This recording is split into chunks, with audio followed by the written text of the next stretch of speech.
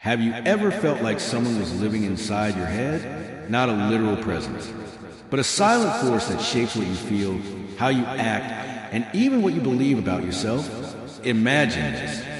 You wake up each day, and before you even open your eyes, there's a weight on your chest. You tell yourself it's stress, maybe overwork, maybe bad luck. But what if it isn't? What if this heaviness doesn't come from you at all, but from someone else? Someone who has quietly been feeding on your emotions, draining your energy, and rewriting the story of your life without you even noticing. This is the unsettling world of emotional parasites. An emotional parasite doesn't need to be seen to do damage. It doesn't come with fangs or claws.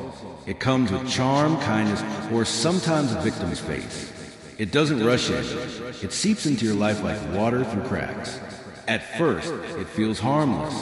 You might even believe it's helping you. But slowly it begins to take your peace, your confidence, your ability to tell where you end and they begin. These parasites thrive on your fears, your guilt, and your unhealed wounds. They don't break into your life. They wait for you to open the door. You may think this can't be. You're smart, aware, too strong to be controlled. That's exactly what makes this so dangerous. The most effective manipulation doesn't feel like manipulation. It feels like love, like friendship, like care. But behind that illusion is hunger, an emotional hunger that only grows the more you give. These parasites pull you in with one hand and quietly tighten the rope with the other, until one day you realize you can't breathe without them. Think about it. Have you ever apologized for things you didn't do just to keep the peace? Have you stayed in a relationship, a friendship, or even a family dynamic that made you feel small because leaving felt impossible? Have you heard a voice in your head that says, if you were better, stronger, smarter, this wouldn't be happening? That voice may not be yours. It may be theirs. The terrifying truth is that emotional parasites rarely announce themselves. They don't need to. They operate in the shadows of your own mind, making you question your worth, your choices, and your reality. But here's the first step toward freedom: awareness. Once you see them, once you name them, their power begins to fade. And in this journey, we are going to turn on the lights in the darkest corners of your mind. Because the parasite only survives if you don't know it's there. Now, you do. Before you can fight something, you have to know what it is. Emotional parasites are not creatures from science fiction. They are people, real, living people, who exploit your emotions for their own benefit. They can be friends, partners, family members, or even coworkers. What makes them parasitic is not just what they take, but how they take it. Unlike healthy relationships, which are based on balance and mutual care, these relationships are one-sided. They thrive on draining your emotional energy while giving little or nothing back. But what makes them so dangerous? It's the way they operate. They don't take by force. They take by influence. They feed on your fear of abandonment, your guilt, your need to feel loved, and your deepest insecurities. They often enter your life during vulnerable moments, when you are grieving, struggling, or searching for connection, and present themselves as saviors. But they aren't here to save you. They are here to use you. The most alarming part is how normal this can feel at first. Emotional parasites rarely look like bad people. In fact, they often appear to be overly helpful, attentive, and caring. They will listen to your problems, comfort you when you're down, and seem to give you exactly what you need. But this is the bait. The real goal is dependency. They want you to rely on them for validation, comfort, or direction, so that over time, you lose the ability to function without their influence. And once a dependency sets in, the feeding begins. This parasitic cycle often follows a pattern. It starts with idealization, making you feel special, needed, or loved. Then comes subtle control, planting seeds of doubt, making you second-guess yourself, or isolating you from other sources of support. Eventually, the balance shifts completely. Your needs disappear and theirs take over. You find yourself apologizing constantly, walking on eggshells, and giving more than you ever received. By the time you recognize the imbalance, you're already entangled. Science offers some explanation for why this works. Emotional parasites often exploit your brain's reward systems. using intermittent reinforcement, giving affection or approval unpredictably to keep you hooked. This mirrors how addiction works. The unpredictability keeps your brain craving their approval, even as they hurt you. It's a psychological trap that can make leaving feel impossible. But here's the truth. You are not crazy for staying. You are not weak for feeling stuck. This is what manipulation does. It makes you question your own reality. It convinces you that you need them, that without them you are nothing. But it's all a lie. And understanding that lie is the first step in breaking free. The moment you recognize that this isn't care, it's control, is the moment you start to take back your power. Emotional parasites don't invade your life with a loud crash. They slip in quietly, often when you least expect it. Understanding how they gain access to your mind is critical because their strategies are subtle, calculated, and designed to bypass your defenses. They don't demand control immediately. They earn your trust first. And that's what makes them so effective. The first entry point is emotional vulnerability. Parasites often appear when you are at your lowest, after a breakup, during financial stress, in a moment of grief, or when you're feeling isolated. These are the times when your emotional boundaries are weakest. They see your pain as an opportunity. They present themselves as someone who understands you better than anyone else. They become your comfort, your safe place. But this comfort comes at a hidden cost, dependency. The more you lean on them, the more access they gain to your thoughts and emotions. The second entry point is validation. Humans crave being seen, understood, and valued. Emotional parasites know this. They use praise, empathy, and flattery to make you feel special. They tell you what you want to hear. You're different from everyone else. No one appreciates you like I do. These words light up the brain's reward system, releasing dopamine, the same chemical involved in addiction. Over time, you start associating your self-worth with their approval, giving them silent control over your emotions. The third entry point is shared secrets and emotional intimacy. Parasites create a false sense of closeness by encouraging you to open up completely. They want your stories, your fears, your regrets, because the more they know, the more power they have. This intimacy becomes a weapon. Later, they may use your own words against you, guilt-tripping you or making you feel too ashamed to leave. Another common tactic is mirroring. Parasites mimic your interests, beliefs, and even your mannerisms to make you feel like you found your perfect match, a friend or partner who truly understands you. This mirroring creates a powerful psychological bond, but it's not real. It's a facade designed to make you trust them blindly. Once they've gained access, they subtly shift your boundaries. It might start with small requests. Can you do me this favor? Or, I really need you to be there for me. Over time, those requests become demands, and you find yourself giving more than you ever agreed to. By then, you're so emotionally invested that leaving feels impossible. Recognizing these entry points is vital. When someone enters your life with intensity, makes you feel dependent, or isolates you from others, it's not love or friendship, it's manipulation. This awareness doesn't just protect you from current parasites. It builds a defense system for the future. The moment you identify these patterns, you reclaim the power they took without your consent. Once emotional parasites enter your mind, they don't leave things to chance. They employ specific psychological techniques to keep you trapped. Methods designed to rewire how you think, feel, and even see yourself. These tactics are often invisible because they work on your subconscious, making you believe the control they exert is natural or even your own choice. The first and most powerful technique is gaslighting. Gaslighting is psychological manipulation, where they distort your reality to make you doubt your own perceptions. They might say things like, "You're overreacting, that never happened," or "You're remembering it wrong." Over time, you begin questioning your memory, your emotions, and even your sanity. This creates a dangerous dynamic where you start relying on them to define reality for you. Another common technique is guilt tripping. Parasites use your sense of responsibility against you. They make you feel like you're a bad person for saying no or setting boundaries. They might say, "After everything I've done for you, you can't do this one thing for me?" Or, "If you really cared, you wouldn't act this way." This subtle shaming forces compliance while convincing you it's your choice. Emotional high and low cycles are another trap. Parasites often alternate between affection and cruelty, what psychologists call intermittent reinforcement. They shower you with love and validation one moment, then withdraw it or lash out the next. This unpredictable pattern hooks your brain like an addiction. You keep trying harder to earn back their approval, never realizing the game is rigged. They also isolate you. Emotional parasites slowly push away your support systems. Friends, family, anyone who can help you see the truth. They might plant seeds of doubt. Your friends don't understand you like I do. Or your family doesn't want what's best for you. Isolation makes you fully dependent on them for emotional validation, ensuring you don't have an escape route. Another subtle technique is redefining your self-worth. Parasites create a false narrative about who you are. You're nothing without me, I made you who you are, or no one else will love you like I do.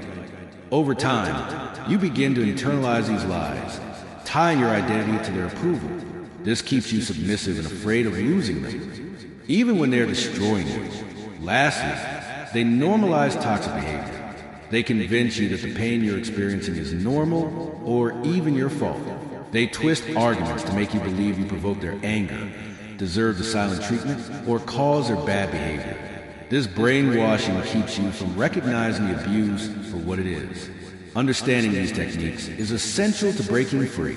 Once you see the patterns, gaslighting, guilt-tripping, emotional highs and lows, isolation, and identity manipulation, you can start dismantling their control. Knowledge is the first weapon. The moment you name their tactics, you weaken their power over your mind. If emotional parasites are so destructive, why don't we just leave? Why don't we cut ties the moment we see their manipulation? The answer lies deep within human psychology, because their control doesn't just live in your environment, it lives in your mind. First, there's the hook of trauma bonding. Trauma bonding is a psychological trap where cycles of abuse and affection create a chemical addiction in your brain. When emotional parasites alternate between kindness and cruelty, your brain releases dopamine during the good moments and cortisol during the bad. This unpredictable reward pattern wires you to crave their validation. You aren't staying because you love the pain. You're staying because your brain is addicted to relief that follows it. Second, your sense of identity gets hijacked. Over time, you begin to believe the story they tell about you. If they convince you that you're weak, unworthy, or incapable of surviving without them, leaving doesn't just feel scary. It feels impossible. You're not just walking away from a person. You're walking away from a version of yourself they forced you to become. And that's terrifying. Another reason is cognitive dissonance. Your mind can't easily hold two opposing truths. This person loves me and this person is harming me. To reduce this discomfort, you start rationalizing their behavior. You tell yourself they didn't mean it. They're just stressed, or it's my fault. This self-deception keeps you trapped because it feels safer than confronting the painful truth. Then there's the fear of loss. Parasites make you believe that leaving them means losing everything. Your stability, your support systems, even your identity. They whisper that no one else will understand you, love you, or accept you. And when they've already isolated you from other connections, this fear feels very real. So you stay, believing you have nowhere to go. Guilt also plays a massive role. Parasites condition you to feel responsible for their emotions. You've been told that leaving will destroy them or that you owe them for their sacrifices. This false sense of responsibility makes you choose their well-being over your own, even when it's killing you inside. Lastly, hope keeps you chained.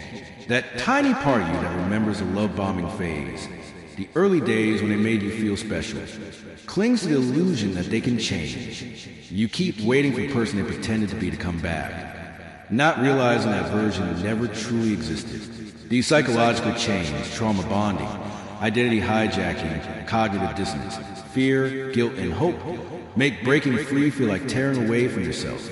But here's the truth. These chains are illusions. They exist only because you've been conditioned to believe in them. And once you see them for what they are, the path to freedom begins to emerge. You've spent years living inside someone else's narrative, a story where you are weak, dependent, and undeserving of freedom. But what if I told you that story was never yours? It was written for you, by them, and now it's time to take the pen back. Breaking free from emotional parasites is not about confronting them first. It's about confronting yourself. It's about pulling apart every chain they've wrapped around your mind and deciding one by one that you are done living as someone else's puppet. But how do you do that when the cage feels safer than the open sky? The first step is awareness. Most people never escape because they never fully see the prison they're in. You need to look at your situation without excuses, without illusions, and without hope for who they could be. Who are they now? How do they truly treat you? What do their actions, not their words, say about their intentions? This brutal honesty is painful, but it's the key that starts to unlock the door. You can't fight an enemy you keep pretending doesn't exist. The next step is reclaiming your identity. For so long, you've been defined by their version of you. You're weak. You're nothing without me. You'll never survive. These are lies planted like seeds in your subconscious. Now you need to plant new ones. I am capable. I am worthy. I can survive without their control. This isn't toxic positivity. It's rewiring your brain. Every time you repeat these truths, you're carving a new path in your mind, one that leads away from dependency. Then comes detachment. Emotional parasites survive by keeping you entangled in their chaos. So you need to create distance, not just physically, but mentally. Stop engaging in the endless cycles of defending yourself, explaining yourself, or begging for basic respect. Every time you play their game, they win. Detachment means refusing to play at all. It's stepping out of the arena and realizing that their approval isn't oxygen. You can breathe without it. But here's the part most people skip. You must face the wound they exploited. Emotional parasites don't create your pain. They find it. They look for the cracks in your self-worth and slip inside. Maybe it's childhood trauma, abandonment fears, or a deep need to be loved at any cost. If you don't confront these wounds, you'll keep attracting the same kind of parasite in a different form. This is why healing is non-negotiable. Therapy, journaling, shadow work, whatever it takes to drag those hidden hurts into the light. Boundaries are your shield. You need to decide what behaviors you will no longer tolerate and enforce those limits like your life depends on it. Because it does. A parasite will push back, manipulate, and rage when they see you reclaiming control. Expect it. Prepare for it. But do not retreat. Every time you enforce a boundary, you weaken their hold over you. Finally, you must rewrite your life script. The version they gave you is small, suffocating, and designed to keep you in chains. Now you write one where you are the hero, not the victim. What does freedom look like to you? Who are you when you're no longer surviving their manipulation? Visualize it, speak it, move toward it every day, no matter how small the steps are. Breaking the chains is terrifying because it feels like losing everything. But in truth, you're not losing, you're returning. Returning to the version of yourself that existed before they rewrote your mind. Returning to the freedom that was always your birthright. And here's the most important part. You don't need them to give it back. You can take it. Imagine this. You wake up one morning, and for the first time in years, there's silence. No voice in your head repeating their insults. No anxiety about what mood they'll be in. No second-guessing every move you make. It feels strange, almost empty. But that emptiness is not loss. It's space. Space for you. Space for a new life. This is what rebirth feels like. Rebirth is not about erasing what happened.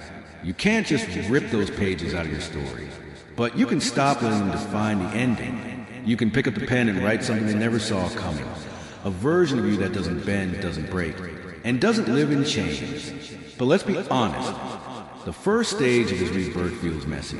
You will grieve, not just for them, but for yourself, for the years you lost, for the person you had to become just to survive. There will be nights when you question whether you made the right choice, when you wonder if it would have been easier to go back to the familiar prison than to face the unknown. This is normal. Healing is not a straight line. It's a battlefield. Some days you'll win. Some days you'll stumble. But the fact that you're fighting it all means you're already free. One of the hardest parts of living without emotional parasites is rebuilding your sense of self. For so long, they've been the mirror you looked into. They told you who you were, what you were worth, and what you were capable of, and now that mirror is gone. At first, this feels terrifying, but soon you realize it's liberating. You get to create your own reflection. You get to decide who you are. This is where self-discovery begins. Ask yourself, what do I actually like? What do I want? What dreams did I bury because they said I couldn't? This isn't about revenge. It's about rediscovery. The things you thought you lost, your joy, your curiosity, your ambition, they're still there, waiting for you to dig them out of the rubble. But here's the truth. Emotional parasites leave scars. And those scars will whisper to you. They'll tell you to stay small, to keep quiet, to go back. This is where your willpower becomes your weapon. You fight back, not against them anymore, but against the part of yourself that learned to settle for pain. Every time you choose healing over hurting, growth over fear, and boundaries over self-betrayal, you win another battle. Living without parasites also means redefining relationships. You'll start to see manipulation for what it is.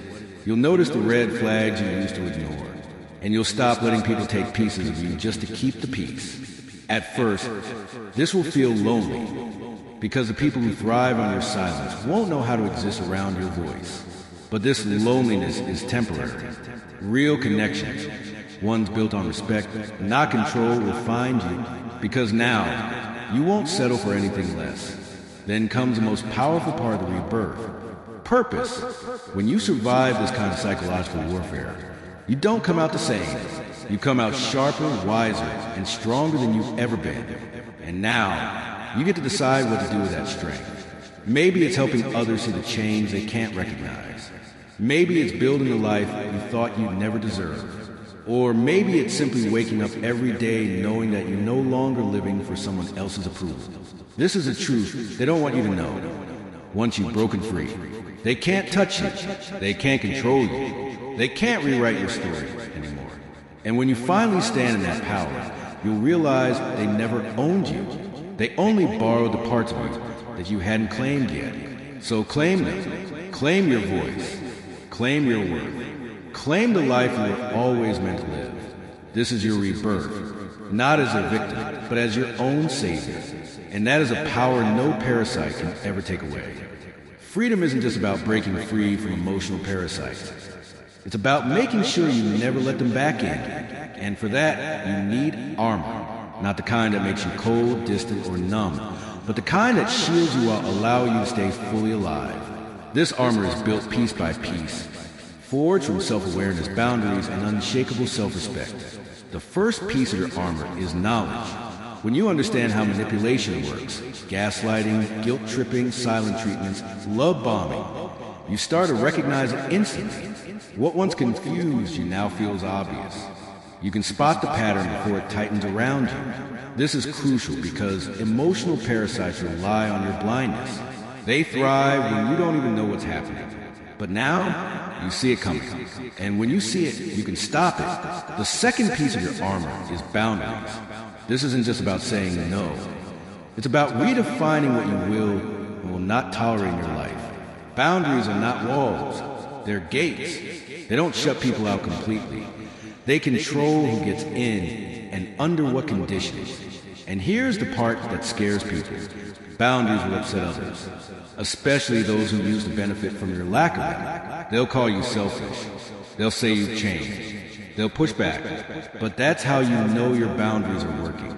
The right people will respect them. The wrong people will reveal themselves. The third piece of your armor is emotional detachment, not from life, but from manipulation. Emotional parasites feed on your reactions. They want you angry, scared, guilty, desperate. When you learn to pause before reacting, when you stop giving them the emotional feast they crave, their power over you collapses. Detachment doesn't mean you don't care.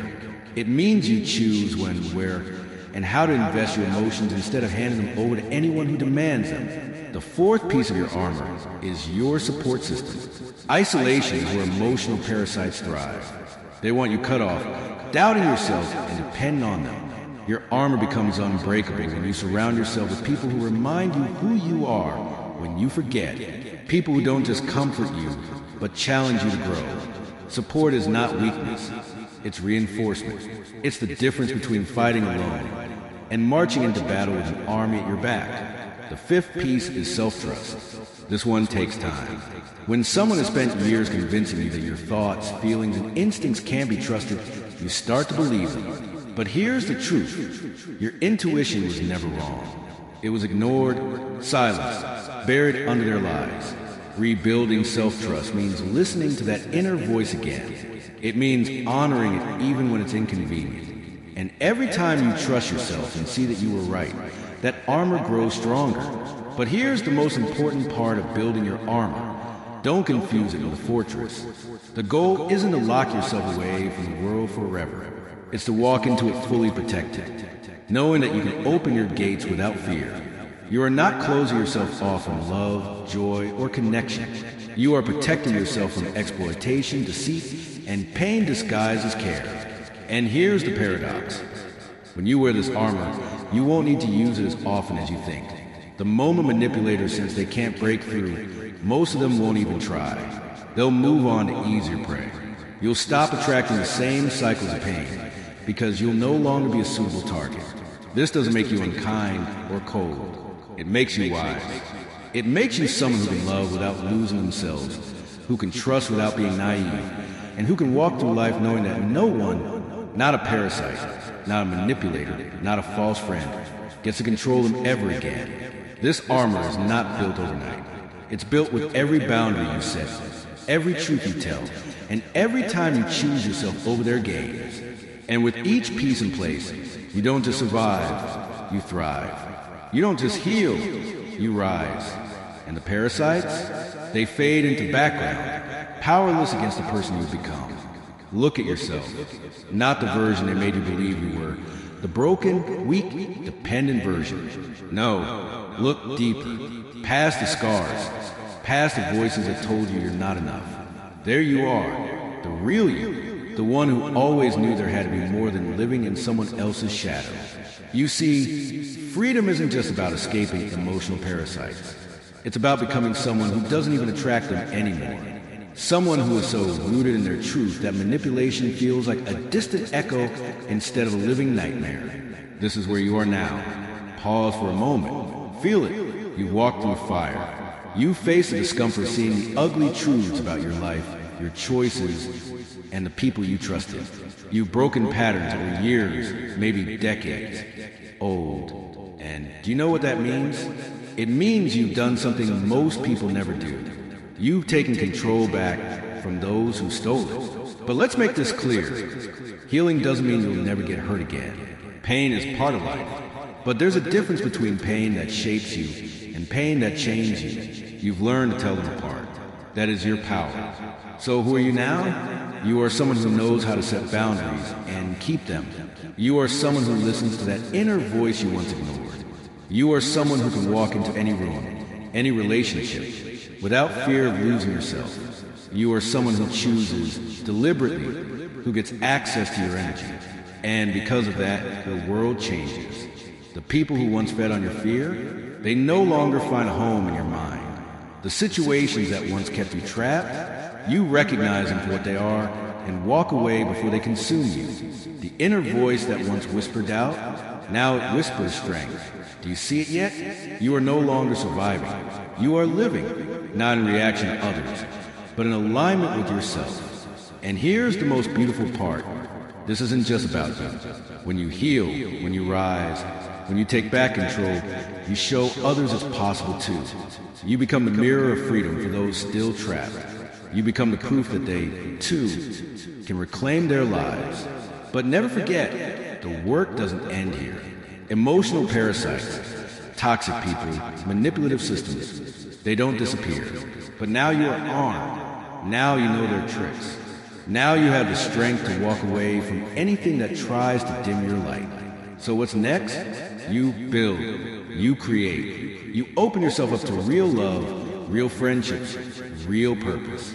You fill your life with people and things that nourish you instead of draining you. You stop apologizing for who you are and start celebrating. This is a new you, the one who will never again be a puppet in someone else's play. The one who knows that healing isn't forgetting, it's transforming. The one who understands that strength isn't about never being broken. It's about learning how to rise every time you are. So take a deep breath. This is your life now. You're no longer their supply. No longer their victim. No longer their silent prisoner. You are free. And no one, no manipulator, no parasite, no shadow from the past will ever take that from you again. The story doesn't end here. It begins. Welcome to your new chapter. You've earned it. Now live it. Before you go, ask yourself one final question. Am I truly living my life? Or am I still living the one someone else programmed me to live? If that question hits you hard, it's because deep down you know the answer. And that's good. Awareness is your first weapon. But don't just stop here. This transformation you've begun, it only grows when you keep feeding it. Take what you've learned in this journey and apply it every single day. Start small. Say no when you need to. Walk away from people who drain you. Write down what freedom actually looks like to you. And then chase it relentlessly. If this message spoke to you, share it with someone you know who needs to hear it. You never know. You might be the one who helps them break free too. And if you want to keep exploring the deepest, most hidden corners of the human mind, make sure to stay with me. Subscribe. Turn on the bell. Because the journey doesn't stop here. This was your first step toward freedom. Now it's time to take the next one. Your life is waiting. Don't keep it waiting any longer.